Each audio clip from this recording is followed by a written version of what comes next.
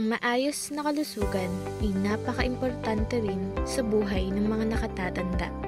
Si Lolo at si Lola ay nagsilbing gabay at inspirasyon sa buhay ng bawat isa. Ang pagtanda ay hindi mapipigilan, ngunit maaari natin itong bigyang importansya sa pamamagitan ng pagbibigay kahalagahan sa kalusugan. Sa simpleng ehersisyo araw-araw tulad ng paglalakad, pagtakbo o pagsayaw ay malaking tulong na sa pisikal na kalusugan ng mga nakatatanda. Piliin din ang masustansyang pagkain tulad ng gulay, prutas, isda at sapat na tubig.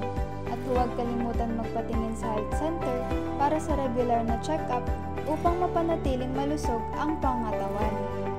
Panatilihing aktibo ang isipan, magbasa, magsulat, mag-puzzle at makipagkwentuhan. Ang simpleng kumusta po kayo mula sa pamilya ay pwedeng magpasaya sa kanilang buong araw. Hindi nila kailangan mamuhay ng mag-isa. Bigyan sila ng pagkakataong makisalamuha sa kaibigan, kapitbahay o kapwa senior citizen.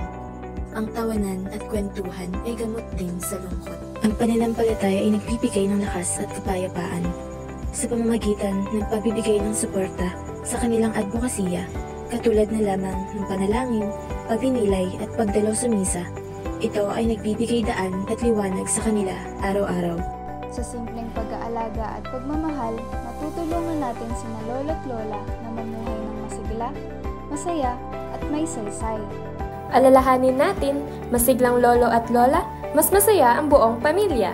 Buhay ni Lolo at Lola, ating alagaan sa pisikal, mental, sosyal at espiritual na paraan.